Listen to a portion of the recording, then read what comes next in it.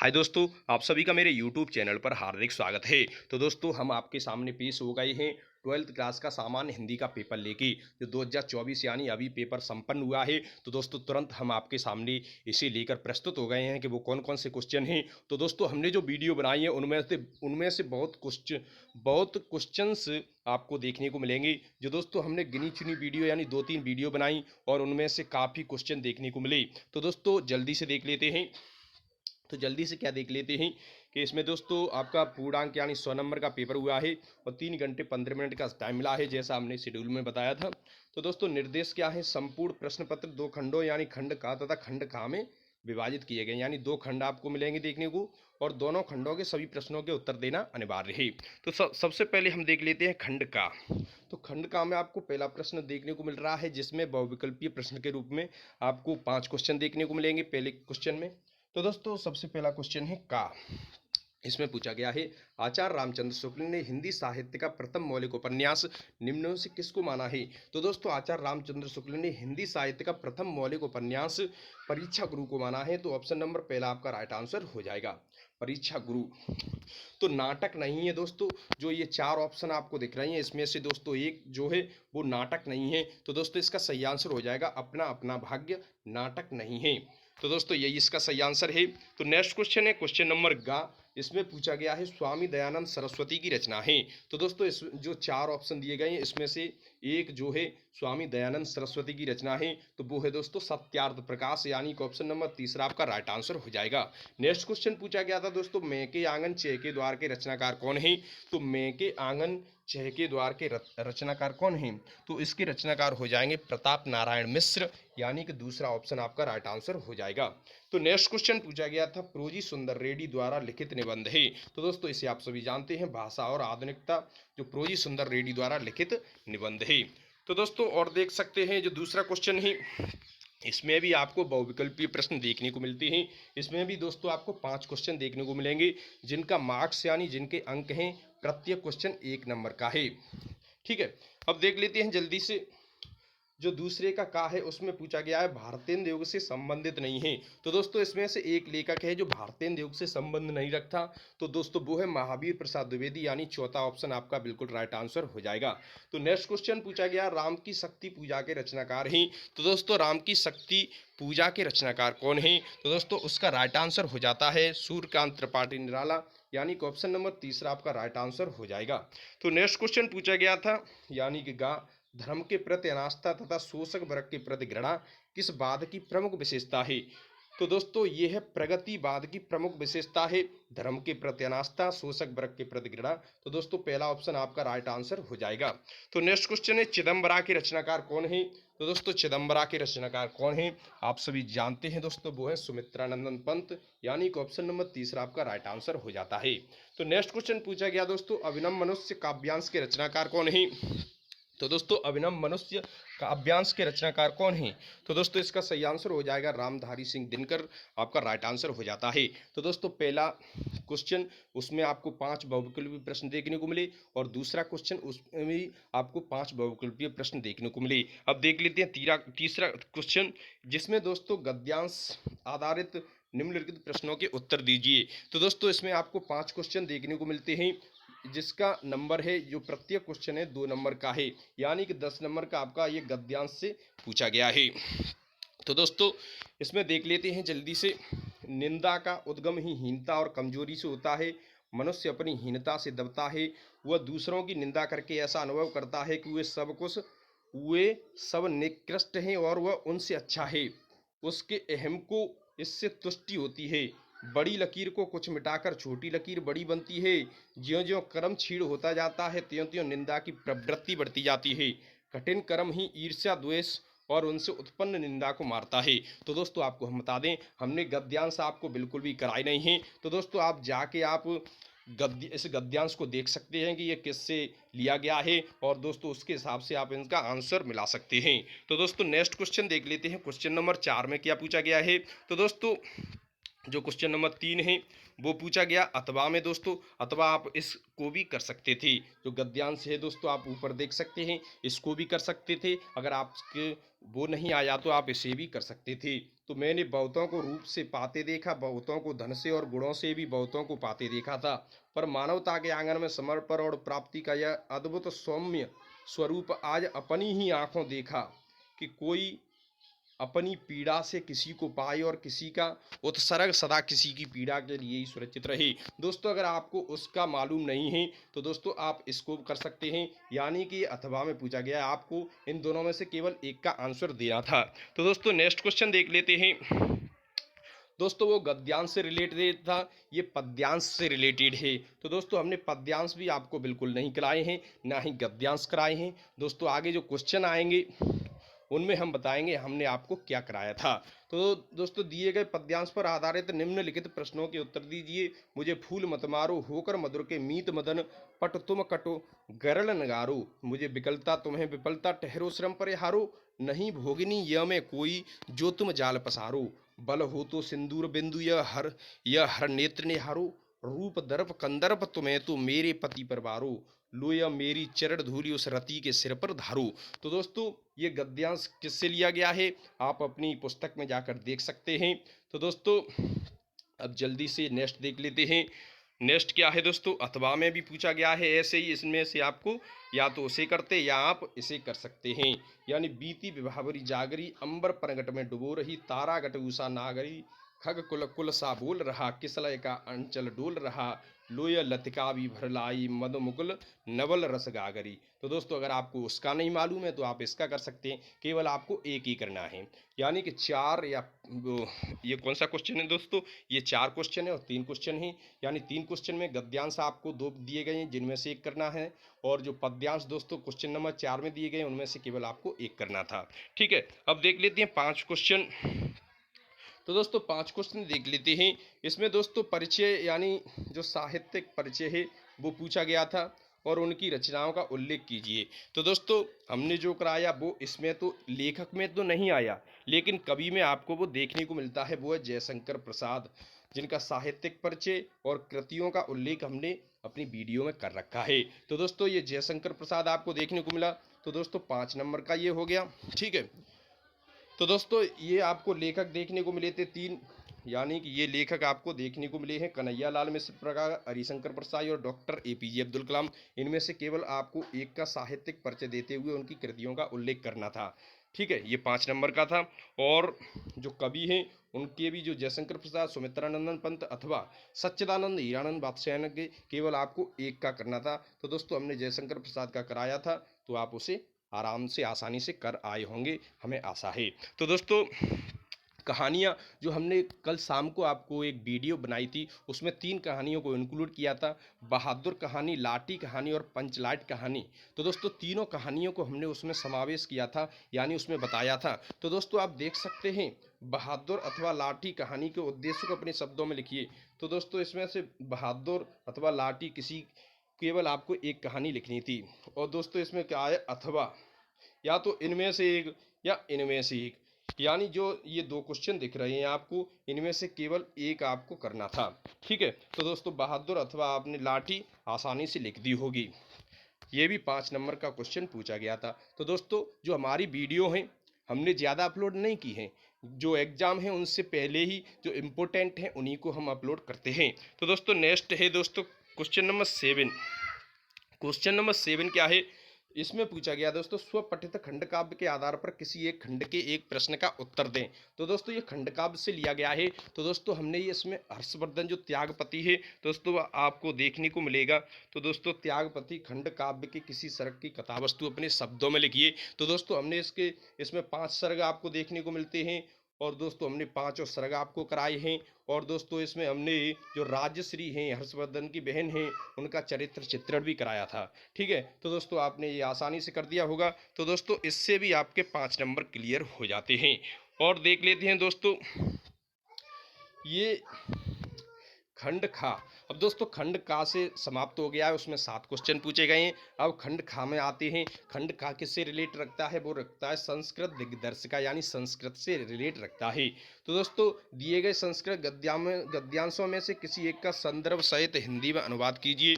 तो मैत्रेय उवाच यदि यदि सर्वो पृथ्वी वित्तेन पूरा। जो दोस्तों ये आप देख रहे हैं इसमें से, अथवा आपको इसमें से केवल एक करना था जो गद्यांश था। तो दोस्तों संदर्भ सहित करना था।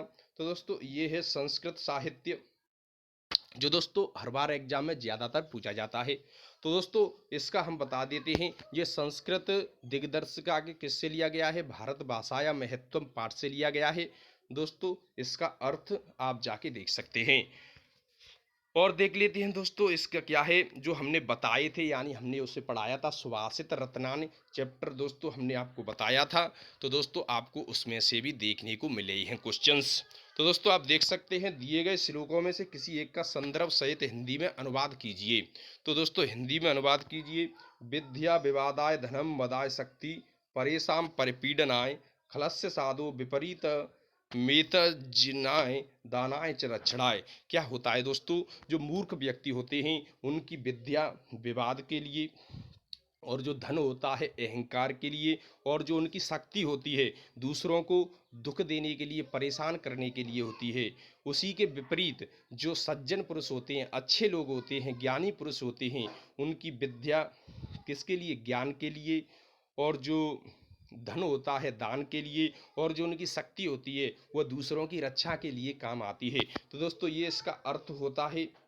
ठीक है दोस्तों, इससे आपके 7 नंबर क्लियर हो जाते हैं। तो दोस्तों ये तो 5 नंबर का अर्थ हो गया। 2 नंबर में आपको संदर्भ लिखना था। तो दोस्तों संदर्भ आप लिख सकते हैं, यानी सुभाषित रत्नान पाठ से लिया गया है। ठीक है, यानी वो कैसे लिखते हैं वैसे ही आपको लिखना है। यानी प्रस्तुत श्लोक हमारी पाठ्य पुस्तक संस्कृत दिग्दर्शिका के सुभाषित रत्नान पाठ से उद्धृत है या संकलित है, कुछ भी आप लिख सकते हैं। ठीक है दोस्तों, ये हो गया। और दोस्तों अथवा में अगर आपसे ये नहीं आया तो आपको ये करना था, यानी जयंत ते महाभागा जन सेवा परायणा जरा मृत्यु भयम नास्ति ये सा कीर्ति तनु कचित। ठीक है दोस्तों, तो दोस्तों आपने वो आसानी से कर दिया होगा। तो दोस्तों इससे आपके 7 नंबर क्लियर हो गए हैं, पीछे 15 नंबर क्लियर हो चुके हैं, तो 22 नंबर हमारी वीडियो से आपके क्लियर हो चुकी हैं। तो दोस्तों अब आगे देख सकते हैं, निम्नलिखित मुहावरों और लोकोक्तियों में से किसी एक का अर्थ लिखकर वाक्यों में प्रयोग कीजिए। तो दोस्तों इसमें से आपको 4 पूछे गए, केवल एक का लिखना है, उसका अर्थ लिख के उसको वाक्य प्रयोग कीजिए। तो दोस्तों दूसरे का आप देख सकते हैं, बालू से तेल निकाला जा सकता है? नहीं निकाला जा सकता। तो इसका मतलब क्या होता है? असंभव कार्य को संभव कार्य करने की कोशिश करना, यानी असंभव को संभव बनाने का प्रयास करना। तो दोस्तों ये इसका हिंदी अर्थ हो जाता है, जैसे कोई व्यक्ति है, कोई बच्चा है और पढ़ रहा है हाई स्कूल में या 8th में पढ़ रहा है, और पेपर निकालने की अभी निकाल रहा है उसने फॉर्म, वैसे ही मतलब इच्छा है उसकी, तो दोस्तों डीएम का फॉर्म निकाल सकता है। तो वही हो जाता है बालू से तेल निकालना। आप किसी भी तरह आप उसका वाक्य में प्रयोग कर सकते हैं। तो दोस्तों इससे आपके 2 नंबर क्लियर हो जाते हैं। तो दोस्तों ये है अपठित गद्यांश। तो दोस्तों ये मतलब पढ़ाया नहीं जाता है, अपठित है। अपठित गद्यांश पर आधारित निम्नलिखित प्रश्नों के उत्तर दीजिए। तो दोस्तों ये 5 नंबर का है, जो दोस्तों आपको हम बताने वाले हैं। तो दोस्तों आप देख सकते हैं, इसमें पहला क्वेश्चन क्या है, डायरेक्ट हम क्वेश्चन पर जाने वाले हैं। तो मंगल की सतह पर चट्टानों में किस तत्व की प्रधानता है? जो मंगल की सतह है, जो मंगल की सतह पर जो चट्टान है उनमें किस तत्व की प्रधानता, यानी कौन सा एलिमेंट्स पाया जाता है? तो दोस्तों आप देख सकते हैं या इसमें आगे जाके मंगल की सतह पर, हाँ यहाँ से मंगल की सतह पर स्थित चट्टानों में लौह तत्व की प्रधानता है। तो दोस्तों क्या हो जाएगा? लौह तत्व। ठीक है, अब दूसरा क्वेश्चन देख लेते हैं, मंगल ग्रह की मिट्टी किस कारण से लाल है? जो मंगल ग्रह है उसकी मिट्टी लाल है, तो किस कारण से, क्या वजह है? वहाँ की वजह क्या है कि फलस्वरूप हवा की उपस्थिति में वहाँ जंग लगने की प्रक्रिया स्वाभाविक रूप से चलती रहती है, इसी कारण उस ग्रह की मिट्टी लाल है। क्यों लाल है? जंग लग जाती है, हवा चलती रहती है, हवा की उपस्थिति में जंग लगने की प्रक्रिया स्वाभाविक रूप से चलती रहती है, इसलिए क्या है, जो मंगल ग्रह की मिट्टी है वो लाल हो जाती है। तो पृथ्वी पर सर्वप्रथम अस्तित्व में आने वाले जीव कौन कौन हैं? यानी पृथ्वी पर सर्वप्रथम यानी सबसे पहले अस्तित्व में आने वाले जीव कौन कौन हैं? तो दोस्तों आप देख सकते हैं, एक कोशिकीय जीव अमीबा एवं पैरामीशियम। तो दोस्तों यही हो जाएंगे एक कोश की जीवा अमीबा, जीव अमीबा और पैरामीशियम, यही 2 जीव हैं जो सबसे पहले अस्तित्व में आए थे। अथवा दोस्तों आप इसे कर सकते थे, आप देख सकते हैं, यानी पहले मैं आपको अपनी सबसे बड़ी विशेषता बताता चलूं, मेरी 3 गतियां होती हैं, दान, भोग और नाश। इसलिए समझदार लोग मेरा अर्जन करने के बाद जी खोलकर मुझे दान करते हैं। दान करने में असमर्थ लोग मेरा जी भरकर उपभोग करते हैं। जो लोग न मेरा दान करते हैं और न भोग उनके पास में अधिक दिनों तक नहीं रह पाता। या तो चोर, डाकू या फिर आयकर अधिकारी मुझे पाताल से भी ढूंढ निकालते हैं। तो मेरी कमी यदि कई प्रकार की समस्याओं का कारण बनती है तो मेरी अधिकता भी कम नुकसानदायक नहीं होती। इसलिए मेरे प्रयोग में मनुष्य को सावधानी बरतनी चाहिए। तो दोस्तों आप देख सकते हैं, इससे सिंपल तो आपको ऊपर वाला है। तो दोस्तों आपने ऊपर वाला कर लिया होगा। आसानी से आशा रखते हैं कि दोस्तों आपका पेपर अच्छा हुआ होगा। तो दोस्तों 11 क्वेश्चन देख लेते हैं। तो दोस्तों इसमें क्या पूछा गया है, निम्नलिखित शब्द युग्मों का सही अर्थ चयन करके लिखिए। तो दोस्तों इसमें बहुविकल्पीय प्रश्न पूछे गए हैं। तो दोस्तों देख सकते हैं, इसमें पहला है यानी 11 का पहला अग और हग। तो दोस्तों अलग अलग इनके अर्थ होते हैं। तो कौन सा होता है दोस्तों, अग और हग। अग का मतलब होता है अचल, अग का होता है पाप। अग क्या होता है, पाप होता है, अग होता है अचल। तो दोस्तों ऑप्शन नंबर बी आपका राइट आंसर हो जाएगा। तो नेक्स्ट क्वेश्चन है पयोद और पयोद। पयोद होता है दोस्तों बादल और पयोधि होता है यानी धाधनस आता है वो होता है समुद्र। तो दोस्तों आप देख सकते हैं ऑप्शन नंबर बी बादल और समुद्र आपका राइट आंसर हो जाएगा, यही इनका सही अर्थ है। नेक्स्ट क्वेश्चन दोस्तों देख सकते हैं, निम्नलिखित शब्दों में से किसी एक शब्द के 2 सही अर्थ लिखिए। तो दोस्तों आपको ये 3 शब्द दिख रहे हैं, कर्ण, सारंग और श्रुति। केवल आपको एक शब्द के 2 अर्थ लिखनी है यानी सही। तो दोस्तों कर्ण का मतलब क्या होता है, कान होता है, कान होता है। और दूसरा लिख सकते हैं आप सूर्यपुत्र कर्ण भी होता है और कुंती पुत्र कर्ण भी कह सकते हैं। तो दोस्तों आपको कान और सूर्यपुत्र कर्ण या कुंती पुत्र कर्ण भी लिख सकते हैं। तो दोस्तों नेक्स्ट है गा। इसमें पूछा गया निम्नलिखित वाक्यांशों के लिए एक सही शब्द चयन करके लिखिए। यानी इसमें भी बहुविकल्पी प्रश्न है। तो किसी बात का गूढ़ रहस्य जानने वाले को क्या कहते हैं, जो किसी बात का गूढ़ रहस्य जान जाए उसे क्या कहते हैं, सर्वज्ञ यानी सब कुछ जानने वाला, यानी सा आपका राइट आंसर हो जाएगा। जिसे समझना कठिन हो यानी दुष्कर यानी दुस्तर, जिसे समझना कठिन हो तो उसे कहते हैं दुस्तर यानी कि सा इसका भी तीसरा राइट आंसर हो जाएगा। अब देख लेते हैं दोस्तों, इसमें पूछा गया है निम्नलिखित में से किन्हीं 2 वाक्यों को शुद्ध करके लिखिए। किन्हीं 2 वाक्यों को शुद्ध करके लिखिए। तो दोस्तों इसमें से आप देख सकते हैं, सबसे पहले आप जाएंगे तीसरे नंबर पर। इसमें कह रहा है अब 10 रुपया में क्या आता है। अब 10 रुपया नहीं, 10 क्या है, बहुवचन है तो रुपए होगा ना। तो इसका हो जाएगा सही अब 10 रुपए में क्या आता है। तो और चौथा है मेरे से कुछ ना पूछो। मेरे से नहीं होगा, मुझसे कुछ ना पूछो। तो दोस्तों ये इसका सही अर्थ हो जाएगा यानी शुद्ध हो जाता है। तो दोस्तों अब देख लेते हैं दोस्तों, हमने आपको रस कराए थे, करोड़ रस कराया था, वीर रस कराया था, ठीक है। तो दोस्तों आपको उसमें से आपको एक करोड़ रस देखने को मिल गया है। तो दोस्तों हमने जो कराया है, तो दोस्तों आपके 2 नंबर इससे क्लियर हो गए हैं। 15, 7, 22 तो 24 नंबर आपके क्लियर हो चुके हैं। ज़्यादा हमने वीडियो आपके लिए बनाई नहीं है क्योंकि एग्जाम से पहले हम केवल आपके लिए इंपोर्टेंट मटेरियल लेके आते हैं। तो दोस्तों करोड़ रस का स्थायी भाव उदाहरण सहित अथवा परिभाषा लिखिए। तो करोड़ रस का स्थायी भाव दोस्तों आप जाके देख सकते हैं। तो दोस्तों इसका स्थायी भाव होता है शोक। और दोस्तों उदाहरण आपको हमने बताया था, हे खगमृग हे मधुकर श्रेणी तुम देखी सीता मृग नयनी। जब राम भगवान से सीता जी बिछुड़ गई थी उस समय ये चौपाई यानी जो करुण रस को बखान करती है। तो दोस्तों इसकी जो परिभाषा है वो क्या होती है, जब किसी व्यक्ति की प्रिय वस्तु या किसी का अनिष्ट हो जाए यानी खो जाए, कुछ भी हो जाए जिससे मतलब दुख हो, दुख उत्पन्न होता है तो वहाँ करोड़ रस की उत्पत्ति होती है। दोस्तों हमारी वीडियो में आप जाके इसे देख सकते हैं। तो श्लेष अलंकार अथवा संधि अलंकार का लक्षण एवं उदाहरण दीजिए। तो दोस्तों हमने अलंकार आपको नहीं कराए हैं, तो दोस्तों आप इसे बुक में से देख सकते हैं, इनका क्या उदाहरण है, क्या लक्षण है। तो दोस्तों हमने आपको छंद कराए थे, दुआ छंद अथवा कुंडलिया छंद का लक्षण सहित एक उदाहरण। हमने दोस्तों आपको दोहा और सोटा कराए थे, तो दोस्तों आपको दोहा देखने को मिल गया है। तो दोस्तों इसकी परिभाषा क्या होती है दोहा की परिभाषा होती है कि यह एक अर्ध सम्मात्रक छंद है। इसके पहले और तीसरे चरण में 13-13 मात्राएं, दूसरे और चौथे चरण में 11-11 मात्राएं होती हैं। तो दोस्तों इसका उदाहरण क्या है दोस्तों, कोई भी आप दोहा इसका उदाहरण बना सकते हैं। जैसे बुद्धहीन तन जान के सुमिरो पवन कुमार, बल बुद्धि विद्या देमु हरऊं कलेश विकार। दोस्तों आपसे कोई भी दोहा जो उदाहरण के रूप में यहाँ पूरा सूटेबल होने वाला है। तो दोस्तों 2 नंबर ये हो गए। तो दोस्तों ऐसे करके दोस्तों बहुत क्वेश्चन, बहुत नंबर होने वाले हैं। जो दोस्तों हमने बस 2-3 वीडियो बनाई हैं केवल आपके लिए, उनसे बहुत कुछ मटेरियल यानी कि आपके 30 नंबर बिल्कुल क्लियर हो जाते हैं। ठीक है, अब देख लेते हैं। इसमें पूछा गया है 13 क्वेश्चन। परीक्षा के समय बिजली कटौती न करने के लिए अपने जिलाधिकारी को एक प्रार्थना पत्र लिखिए, अथवा भारतीय स्टेट बैंक के शाखा प्रबंधक को उच्च शिक्षा ग्रेड करने हेतु ऋण प्राप्त करने के लिए आवेदन पत्र लिखिए। दोस्तों ये आपसे पूछा गया था। और दोस्तों देख लेते हैं, निम्नलिखित विषयों में से किसी एक विषय पर अपनी भाषा शैली में निबंध लिखिए। किसी एक विषय पर, अंतरिक्ष में भारत के बढ़ते कदम, प्रजातंत्र में विपक्ष की भूमिका, और भारत के आर्थिक विकास में गैर परंपरागत ऊर्जा स्रोतों का योगदान, अथवा हमारी सामाजिक प्रमुख समस्याओं और उनका समाधान। तो दोस्तों ये क्वेश्चन पेपर हो जाता है सामान्य हिंदी का 12th क्लास का, यूपी बोर्ड का 2024 का, यानी कि 22 फरवरी 2024, जो 2 बजे से 5:15 पर संपन्न हुआ है। तो दोस्तों आपके लिए हमने ये क्वेश्चन दोस्तों आपके लिए भेजे हैं। तो दोस्तों आप देख सकते हैं।